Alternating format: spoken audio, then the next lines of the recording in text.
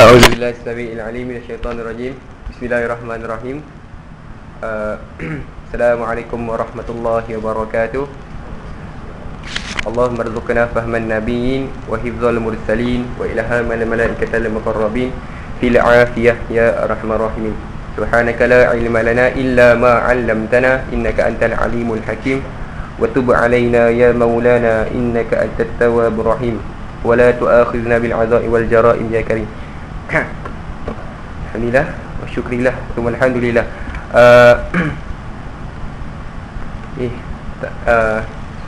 Tak tahu hari ni berapa minit pula. Satu ketai. InsyaAllah kita akan cuba yang terbaik lah. Kita ambil yang mana yang baik lah. Dan insyaAllah saya akan cuba mempermudahkan dan meringankan penerimaan lah. Jadi sebelum ni kita dah diterangkan atau dibicarakan oleh Zul semalam juzuk 20 yang mana diakhiri dengan surah Al-Qasas yang mana Al-Qasas ni satu cerita ataupun koleksi cerita Nabi yang mana ditekankan satu kisah Nabi Musa yang telah terbunuh seorang Kristian, seorang Yahudi Kristian, Nabi Musa sebelum dia lari meninggalkan Egypt. Yahudi kan, seorang Nasrani berbangsa Koptik tak kan, Kristian Koptik kan. Wallahu a'lam, tak ingat tapi itulah kumpulan cerita dia. Jadi diteruskan dengan surah Al-Ankabut Al-Ankabut. Zul ceritakan tentang apa, yang mana surah Al-Ankabut ni banyak menceritakan tentang ujian ujian dan memang surah ini memang ditujuankan turunnya memang untuk bagaimana reaksi ataupun kita punya sifat apabila menghadapi ujian. Dalam erti kata lain fitnah. Kalau Melayu kita ni fitnah ni macam tuduhan, tapi fitnah yang dimaksudkan sini adalah ujian-ujian dalam konteks Al-Quran. Yang mana surah Al-Ankabut ni dikisahkan ujian-ujian ni diumpamakan seperti satu sarang laba-laba. Korang kemas rumah hari ni kan, jumpa sarang laba-laba. Sarang laba-laba macam mana sarang laba macam mana? Dia macam kompleks kan. Maksudnya ada satu lingkaran lain ada satu web kan, kemudian di atasi web lain kan. Maksudnya dia sangat kompleks kan. Tapi once kita sentuh ke, senang ke nak hancurkan dia kan. Jadi bagaimana Al-Quran mempamerkan dalam analogi Al-Ankabut laba-laba, sarang laba-laba dengan ujian-ujian yang mana ujian-ujian ni sangat kompleks sangat bertindih antara tindih satu sama lain Kalau orang Melayu kata apa ni, bagai menghitung bulu biri-biri tapi aku nak wujudkan satu benda bagai menghitung web laba-laba tak boleh nak hitung nak hitung web tu di atasi antara satu sama lain begitu kompleks. Begitulah ujian kita dalam hidup ini begitulah gambaran dia dan dalam menghadapi ujian-ujian ni kalau kita tengok ni, sarang laba ni sangatlah tak kukuh sangat sangat dull sangat lemah fragile kan. Senang macam nak ni nak dihancurkan. Inilah perumpamaan yang Allah ceritakan. Manusia yang tidak mencari pelindung selain Allah itu adalah seperti orang yang seperti sarang laba-laba tak utuh dan Zul cerita bagaimana ujian-ujian yang banyak ni ditakwilkan melalui kisah-kisah Nabi-Nabi terdahulu kisah Nabi Musa, Nabi Shu'aib, Nabi Lut dan banyak lagi. InsyaAllah dan hari ni kita akan bersambung. Kalau kita lihat ayat 69, wallazina jahadu fina lanahdiyannahum subulana wa innallaha lama'al muhsinin. Dan orang-orang yang berjihad untuk mencari keredaan kami, benar-benar akan kami tunjukkan kepada mereka jalan-jalan kami, dan sesungguhnya Allah benar-benar berserta orang-orang yang berbuat baik. Jadi nak diceritakan di sini, setelah Allah mendeskripsikan ujian-ujian yang banyak dan orang-orang mencari perlindungan selain Allah ni, kemudian Allah beri satu jalan, iaitu satu jalan penyelamat dalam ayat ni. Kalau kita tengok ayat ni, orang-orang yang berjihad untuk mencari keredaan Allah, kemudian lanahdiyannahum subulana, kemudian Allah beri hidayah atau Allah beri petunjuk jalan keluar bagi mereka ni. Begitulah. Dan kemudian kalau kita tengok konteks ayat ni, wallazi jahadu fina, maksudnya dia satu jihad iaitu jihad kepada diri sendiri, bukan jihad kepada nak berperang. Dan kenapa konteks ayat ni begini? Sebabnya ayat ni diturunkan ketika zaman Mekah, dan ketika itu belum lagi berlaku peperangan-peperangan. Dan ayat ni turun, ayat ni turun menunjukkan betapa jihad kepada diri sendiri, jihad kepada nafsu untuk mengelakkan fitnah, jihad kepada nafsu diri sendiri, jiwa diri sendiri adalah lebih jauh penting sebelum menghadapi jihad-jihad lawan pedang. Cantik tak? Kenapa surah ni turunkan, ayat ni turunkan?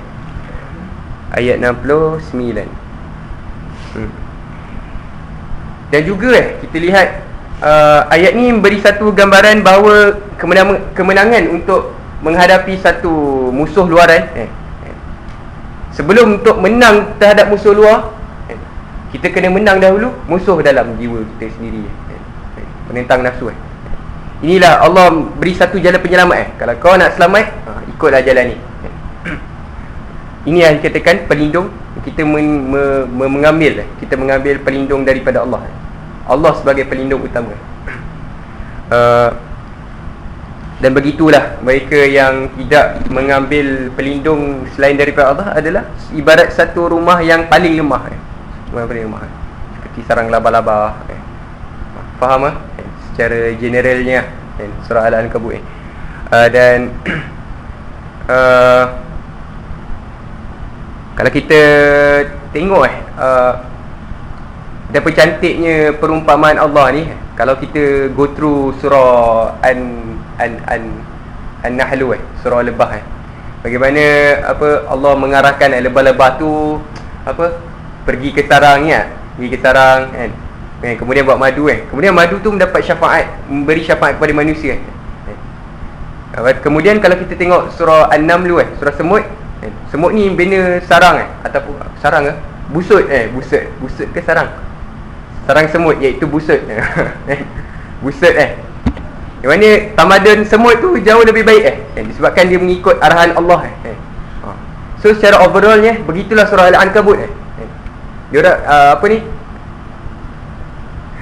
makhluk-makhluk ni semua ni mengikut aturan Allah, mengikut perintah Allah, dan dia memberi satu syafaat, memberi satu manfaat.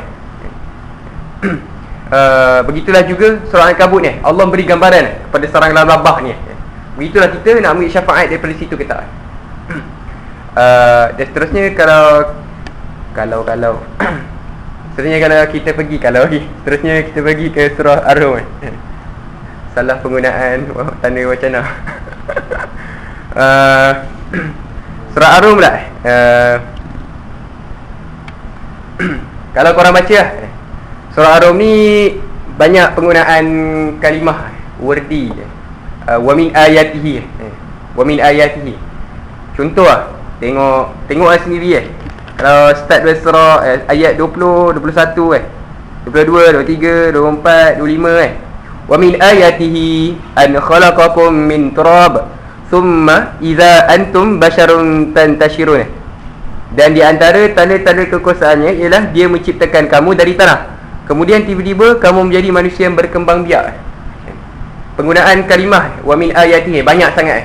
Kenapa seolah-olah Allah ingin beri satu transaksi beri satu gambaran gambaran bahawa banyak sangat wa min ayatihi kan. Ayatihi ni maksudnya kalau orang Melayu kita ayat tu macam ayat berikut kan. Tapi ayat ni dari segi bahasa Arabnya ayat ni maksudnya bukti kan. Ini adalah ayat, maksudnya bukti kepada satu benda kan. Dan seolah-olah Allah ingin bertanya kepada kita kan. Banyak sangat dah wa min ayatihi, banyak sangat bukti kami ni kan. Banyak sangat ayat-ayat kami ni kan. Kenapa kamu masih tak beriman? Seolah sama macam tu. Kenapa kamu masih nak lari-lari? Kenapa masih kamu nak ambil sikit-sikit Islam ni? Kamu sebenarnya ni percaya ke tak kepada aku ni? Sampai ke situ sekali lah kan. Gambaran dia. Dan seterusnya kalau kita tengok ayat 20, 21 tadi 20 kalau 21 nya sambungan, dan di antara tanda-tanda kekuasaannya ialah dia menciptakan untukmu isteri-isteri dari jenismu sendiri supaya kamu cenderung dan merasa tenteram kepadanya. Betul lah tu Dan dijadikannya di antaramu rasa kasih dan sayang. Sesungguhnya pada yang demikian itu benar-benar terdapat tanda-tanda bagi la'allakum liqaumi yatafakkarun. Jadi kalau tengok ayat ni kalau korang baca, dia seolah-olah memberi satu reminder tentang bahawa kita ni ada dua jenis kitabullah iaitu kitabullah al-manzur dan kitabullah al-makru'. Kitabullah al-manzur ni yang dilihat lah, dan kitabullah al-makru' adalah yang dibaca. Bagaimana dua kitabullah ni saling berkait rapat saling berkait rapat dan saling memerlukan antara satu sama lain. Al-manzur ni yang dilihat maksudnya alam semesta lah kan, sekeliling kita kan. Dan kemudian al-makru' adalah Al-Quran. Ini memberi penjelasan bahawa kitab Allah Al-Quran Al-Makru' ni tidak akan berjaya ataupun tidak mampu direalisasikan dia punya pemahaman dia kalau tak ada Al-Manzur tadi melihat pada alam ciptaan Allah. Begitulah dia bersakut maut kan. Begitulah kan. Dia menjadi dalil lah antara sesama lain. Dan kalau kita tengok kitabullah ni kitabullah al-manzur kitabullah al-makru' sebabkan diorang ni saling dua perkara ini saling berkait rapat saling memerlukan satu sama lain dia menjadi satu bukti bahawa setiap manusia tak kira kau ni orang Arab ke orang tak Arab ke, kau ni tak pandai ke bijak ke kau ni dapat A+ ke dapat C+ ke kau ni banyak nikmat ke tak banyak nikmat, semua ni tak menjadi satu main difference yang menyebabkan kita berbeza-beza untuk fahamkan Al-Quran ni. Tak maksudnya semua lapisan masyarakat, hitam ke putih, resis ke resisnya aku semua boleh faham.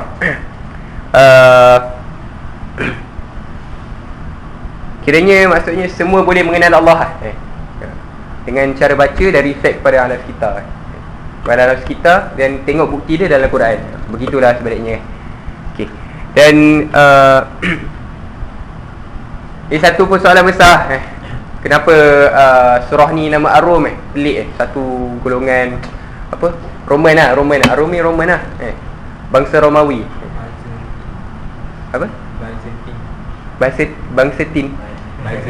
Byzantine Rom Timur lah kan. Rom Timur betul lah tu Azim kata Byzantine.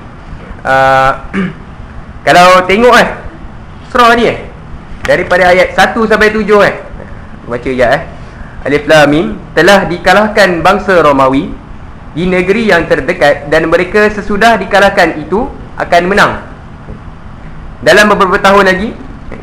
Kemudian Allah bagi tahu Allah lah urusan sebelum dan sesudah mereka Dan kemudian pada ayat hujung 7 ni, ayat 7 ni akhir kisah ni, mereka hanya mengetahui yang lahir sahaja dari kehidupan dunia, sedang mereka tentang kehidupan akhirat sangatlah lalai, adalah lalai. Jadi ayat ni sebenarnya diturunkan waktu zaman Mekah juga. Yang mana surah ni diturunkan waktu berlakunya peperangan besar antara Roman dan Persian orang Persia. Rom Persian. Dia macam tanah Arab dekat tengah-tengah lah, tuan-tuan. Yang mana dua bangsa ataupun dua kaum ni bersengketa sepanjang zaman, ketika zaman tu lah, yang mana dan apa efek kepada tanah Arab time tu, yang mana ada yang golongan musyrikin, golongan muslimin, dan golongan musyrikin pada waktu itu sangatlah ataupun tend to favor ataupun to support orang Persian. Orang Persian ke? Orang Persian. Orang Persian. Dan berlakulah satu peperangan besar, dan sampailah berita ni kepada orang Arab time, tanah Arab time tu lah. Dan mereka sangat gembira lah. Diorang perang aku haraplah sangat orang Persian menang time ni. Jadi hasilnya diorang menang. Dan betapa menangnya itu, dan betapa gembiranya orang-orang musyrikin time tu. Berbeza pula dengan orang Muslim. Orang Muslim ni sangat sedih. Sangat sedih. Dan kemudian nak dikisahkan dulu kemudian dalam 3 tahun selepas tu dalam 3 tahun dalam masa yang singkat, orang Rom kemudian bangkit dan memenangi orang Persia pula. So ini menjadi satu tanda tanya. Sebab apa? Ayat 3 ni kata telah dikalahkan bangsa Romawi. Kemudian ayat 3 kata di negeri yang terdekat, dan mereka sesudah dikalahkan itu akan menang. Nampak tak permainan dekat sini? Allah nak beritahu kat sini Allah ni peramal masa depan Allah ni, sedangkan turun ayat ni turun bagi tahulah bahawa engkau Romawi kalah Persian menang time ni, dan tahulah lepas ni Roman akan menang pula top menang betul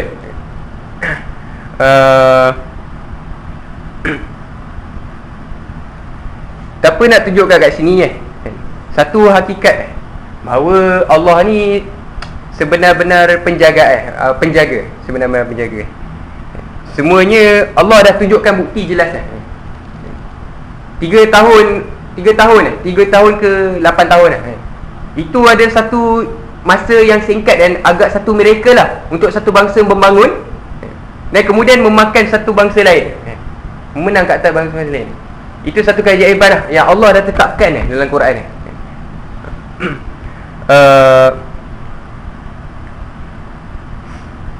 itulah dia betapa Allah ni maha penjaga, maha menjaga kita. Termasuklah perkara-perkara masa depan lah. Kalau kita lihat ayat 7 ayat 7 ni ya'lamuna zahiran minal hayatid dunya, macam ayat tadi wa hum 'anil akhirah hum ghafilun. Mereka tahu benda yang lahir sahaja kat dunia ni, tapi kebanyakan mereka sedang mereka kehidupan akhirat, tentang kehidupan akhirat mereka lalai. Dan tunjukkan kat sini banyak benda sebenarnya manusia ni tak tahu lah. Banyak benda yang manusia tak tahu tentang perihal akhirat. Dan erti kata merelatekan akhirat dengan perkara dunia. Kalau kita tengok dalam surah Ar-Rum ni ada juga ayat 38 hingga 39 ada menceritakan tentang zakat. Baca sikit maka berikanlah kepada kerabat yang terdekat akan haknya, demikian pula kepada fakir miskin. Kemudian ayat 39, dan sesuatu riba tambahan yang kamu berikan agar dia bertambah pada harta manusia, maka riba itu tidak menambah pada sisi Allah pun. Dan apa yang kamu berikan berupa zakat yang kamu masukkan untuk mencapai keredaan Allah, maka yang berbuat demikian itulah orang-orang yang melipat gandakan pahalanya.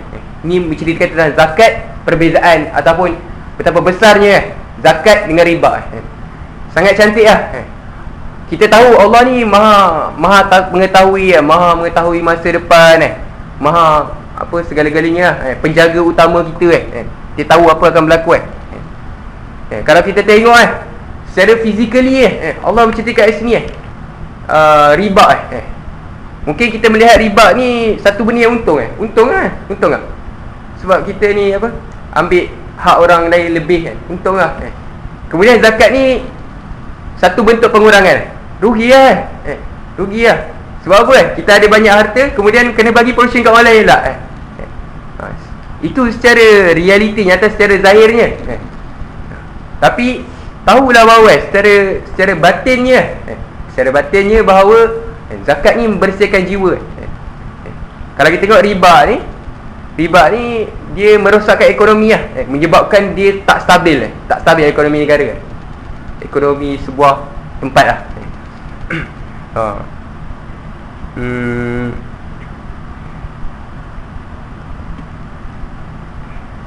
Begitulah juga Allah menceritakan antara zahir dengan batin ni. Secara zahirnya memang melihat Persian tu menang, memang melihat Roman tu kalah secara zahir ni, tapi secara batinnya Roman tu yang menang.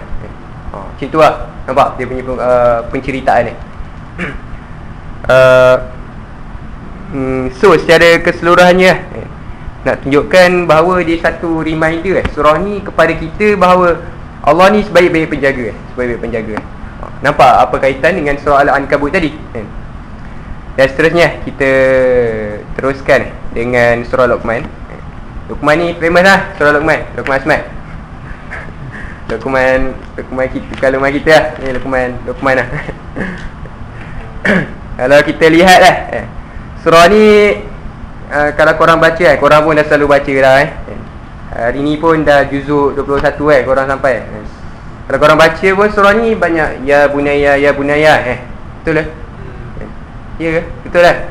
Seolah bukan seolah dia menceritakan, surah ni menceritakan nasihat-nasihat Luqman kepada anaknya, libnihi. Dan dapatlah diringkaskan di sini, tak nak cerita panjang. Surah ni amat bersangkut paut dengan tarbiyatul aulad. Tarbiyah, kita ambil perkataan tarbiyah aulad tu anak-anak, tapi kita ambil tarbiyah. Betapa kita ni sekarang pun anak-anak juga, anak-anak ifat kot ke tak semua, berkenaan tarbiyah, pendidikan, di pemupukan. Dan kalau kita tengok secara keseluruhannya, dengan hanya 34 ayat, surah ni berjaya merangkumi maksud tarbiyah. Bermula dengan erti tauhid, dengan birrul walidain. Birrul walidain ni berbaik dengan ibu bapa. Kemudian pentingnya beribadah, dan pentingnya beramal, berbuat kebajikan, pemahaman tentang erti hakikat dunia sebenar. Semuanya erti tarbiyah dirangkumkan dengan hanya 34 ayat. Subhanallah, amat hebat kalau kaji dan fahamkan betul-betul. Itulah secara ringkasnya. Dan seterusnya adalah surah Luqman ni ada membicarakan tentang satu sifat atau satu tabiat, iaitu taklid buta, yang biasa kita bicarakan di annex oleh saudara Hakim Akmal. Bukan biasa, yang pernah diceritakan taklid buta. Kalau kita tengok surah Luqman ni ayat 21, wa idza qila lahum ittabi'u, bahasa Melayu dia, dan apabila dikatakan kepada mereka ikutilah apa yang diturunkan Allah, mereka menjawab, tidak, tapi kami hanya mengikuti apa yang kami dapati bapa-bapa kami kerjakannya. Dan mereka akan mengikuti bapa-bapa mereka, walaupun syaitan itu menyeru mereka ke dalam siksa api yang menyala mereka, neraka. Perumpamaan ayat ni memberitahu diikut anutan ataupun mengikut-ikut bapa-bapa atau moyang-moyang datuk nenek mereka buat itu adalah satu seruan syaitan ke neraka, tapi mereka tak tahu, tak sedar. Dia taklid buta ni bukanlah maksud korang pergi ICN, pergi Islamic Center of Nashville korang nampak orang sedekah masuk tabung, ni taklid buta, tak boleh sedekah. Bukan macam tu lah, bukanlah sampai macam tu. Ni orang pergi semayang Jumaat dekat Mayfield 16 kemudian kita kata taklid buta, tak boleh nak ikut-ikut. Tak ada lah sampai macam tu. Tapi kena faham kenapa kita buat tu, kenapa kita buat tu, dan mengapa kita buat macam tu. Kena tahu sebab dia. Bukanlah taklid buta semata-mata. Inilah diceritakan dalam asas al-banah, asas akidah, sahihul akidah, akidah yang sahih. Dan seterusnya dalam surah Luqman ni menceritakan juga satu aset yang penting dalam tarbiyah, iaitu kelembutan. Sebelum kita nak membuat larangan, buat perintah, Elemen kelembutan itu yang perlu diutamakan.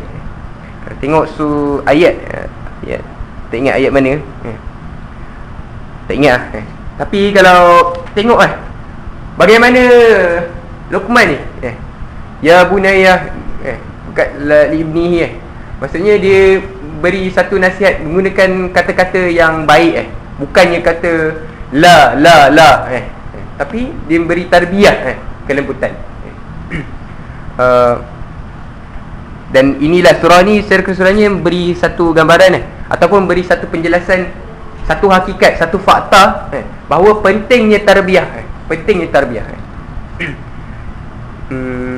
dan sangat special surah Luqman ni kan, sebab dia pentingnya tarbiyah ni dalam menghadapi suasana hari ni yang sangat kompleks, dan surah Luqman sangat relevan, tarbiyah sangat relevan dengan keadaan zaman ini. Baiklah, kita move on to surah As-Sajdah. Laju ke? Setakat ni tak ada confusion, tak ada. Okey, seterusnya surah As-Sajdah. Obviously surah ni perkataannya As-Sajdah. Apa maksudnya? Sujud. Jadi bila kata tentang sujud ni, sepatutnya dia beri dua simbol patutnya, iaitu simbol satu keadaan tunduk dan patuh, simbol ketundukan dan kepatuhan, dan yang keduanya adalah simbol keredaan, kepasrahan. Sepatutnya begitulah keadaan kita sujud. Elemen-elemen ini yang perlu ada waktu kita bersujud. Dan kemudian ayat 15, kalau kita lihat bagaimana Allah beritahu orang-orang yang sujud ni, as-sajidin ni, orang yang sujud ni apa sebenarnya? Tengok ayat 15. A'udzubillahi minasyaitonirrajim. Sesungguhnya orang-orang yang beriman dengan ayat-ayat kami adalah orang-orang yang apabila diperingatkan dengan ayat-ayat kami, mereka menyungkur sujud, sujada, dan bertasbih, wasabbahu bihamdi rabbihim, bertasbih serta memuji Tuhannya, la yastakbiruna, sedang mereka tidak menyombongkan diri. Betapa patutnya Allah remind kat sini, bila disebut ayat-ayat Allah ni, patutnya kita ni sungkur sujud. Sepatutnya perlunya ada elemen tunduk dan patuh. Sepatutnya perlunya ada elemen redha dan apa tadi? Menerima, redha dan pasrah bila disebut ayat-ayat Allah. Dan kemudian Allah bagi tahu dalam ayat ni Allah menceritakan orang-orang yang beriman orang-orang yang beriman yang hanya akan bersujud, dan bertasbih, dan tidak semua diri adalah orang-orang yang beriman. Dapat Indah sajidin. Dan seterusnya, kalau kita lihat ayat 29 pula, ayat 29, qul yaumal fathi la yanfa'ul ladzina kafaru imanuhum wala hum yunzarun. Maksudnya, katakanlah pada hari kemenangan itu tidak berguna bagi orang-orang kafir beriman, tidak berguna bagi orang-orang kafir iman mereka, imanuhum, dan tidak pula mereka diberi tangguh. Allah membicarakan kat sini bahawa dah tak berguna dah. Sebab apa? Itu dah hari terakhir kau dah tak berguna dah. Kau nak bertasbih, kau nak bersujud time tu dah tak. Dah kau. Dah. Macam tu lah, sampai macam tu sekali. Aku dah tak perlukan kau. Aku dah bagi kau tangguh waktu yang lama sangat, tapi kau tak nak menghadap aku langsung. Sampai macam tu lah yang cuba disampaikan. Kalau lihat pula ayat 21, ayat 21, dan sesungguhnya kami merasakan kepada mereka sebahagian azab yang dekat di dunia sebelum azab yang lebih besar di akhirat. Mudah-mudahan mereka kembali ke jalan benar. Dalam masa tangguh Allah beri supaya kita insaf untuk kembali kepada Allah. Allah beri azab-azab kecil kat dunia ni supaya apa? Supaya apa? La'allahum yarji'un. Tapi adakah kita dalam golongan la'allahum yarji'un ni? Ini satu reminder yang sangat dekat dengan hati kita sepatutnya. Dan kalau kita tengok juga ayat 18, Di mana Allah memberi satu pertanyaan yang sangat direct dan sangat halus, sangat dekat dengan hati kita. Ayat apa ni? 18. Afaman kana mu'minan kaman kana fasiqa la yastawun. Maksudnya, maka apakah orang yang beriman seperti orang yang fasik? Orang yang beriman tu siapa lah? Siapa? Kita lah. Tersambung tak tadi? Siapa orang yang beriman? Kita lah. Tapi Allah beritahu sini, Allah beritahu ni, apakah orang yang beriman, korang ni, kita ni, adalah seperti orang yang fasik? Allah yang kata. Kemudian Allah kata la yastawun. Mereka ni seolah memang tak sama sebenarnya. Ada satu line ataupun satu perbezaan yang nyata, jelas, terang antara orang yang fasik dan orang yang beriman. Tapi Allah bagi satu reminder, adakah mereka ni orang yang fasik? Jadi secara keseluruhannya semua ayat ni dia beri makna yang sangat halus kalau korang baca. Beri satu makna yang sangat berkait rapat, yang boleh didetect oleh hati kita dan boleh difahami oleh akal dan fikiran kita kalau baca ayat. Sangat dekat dengan hati kita. Dan disebabkan dia terlalu halus makna dia, sepatutnya dia boleh menyantun hati kita. Dan seterusnya dapat menundukkan jiwa kita, dapat mematuhkan jiwa kita, dapat mempasrahkan jiwa kita, dapat membuatkan diri kita menerima. Sepatutnya bila kita baca surah ni. Dan sebab itu ada satu hadis yang kata surah ni dibaca oleh Rasulullah time solat fajar, solat subuh pada hari Jumaat. Betapa cantiknya. Ni yang sahih. Yang mana InsyaAllah, tapi betul lah, ada sahih. Rasulullah memilih surah ni untuk baca time solat fajar buat hari Jumaat.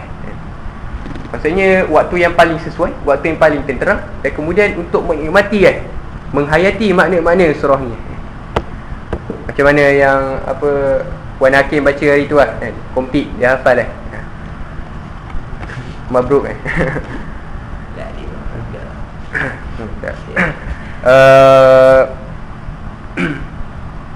Jadi secara kesimpulannya untuk hari ini, banyak sangat daripada Zul kemudian hari ini aku banyak sangat tentang Allah sebagai penjaga kemudian direlatekan ujian-ujian yang dilalui oleh nabi-nabi terdahulu dan dia takkan menjadi satu benda yang beneficial ataupun tak menjadi satu valuable, melainkan kita mengambilnya sebagai satu iktibar dan apply kepada diri kita dah banyak sangat InsyaAllah rasanya patutnya juzuk 21 ni sampai surah Al-Ahzab, sampai sikit surah Al-Ahzab, tapi rasanya akan disambungkan oleh penyampai seterusnya. Sebab surah Al-Ahzab ni dia bersangkut paut atau berkait dengan surah Sabah dan seterusnya. Jadi sangat cantik kalau aku stop di sini. Boleh? Molek. Baiklah, insyaAllah aku li qawli hadza wa astaghfirullah li wa lakum. Assalamualaikum warahmatullahi taala wabarakatuh.